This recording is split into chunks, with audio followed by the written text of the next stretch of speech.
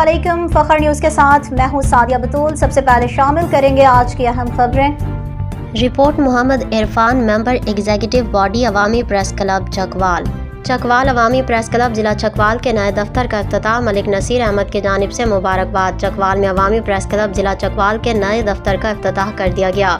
عوامی press club Chakwal کے سرپرست اعلیٰ اور فخر نیوز کے چیف ایگزیکٹو ملک نصیر احمد نے کلب کی قیادت اور صحافتی برادری کو دلی مبارکباد اور نیک خواہشات کا اظہار کیا۔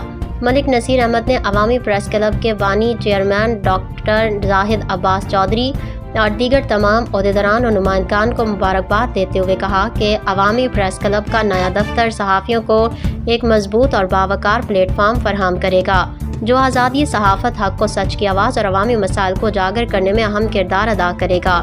انہوں نے کہا کہ صحافت ایک مقدس پیشہ ہے اور عوامی پریس کلب جیسے ادارے صحافیوں کے حقوق کے تحفظ اور پیشہ ورانہ صلاحیتوں کے فروغ میں سنگ میل ثابت ہوتے ہیں۔ ملک نصیر احمد نے امید ظاہر کی کہ عوامی پریس کلب ضلع چکوال مستقبل میں مثبت، ذمہ دار اور تعمیری صحافت کو فروغ دے گا۔ آخر میں انہوں نے دعا کی کہ اللہ تعالیٰ عوامی پریس کلب کو مزید ترقی عطا فرمائے اور اسے عوام اور صحافیوں کی خدمت کا مؤثر ذریعہ بنائے۔ مزید خبروں اور اپڈیٹس کے لیے دیکھتے رہیے فخر نیوز HD۔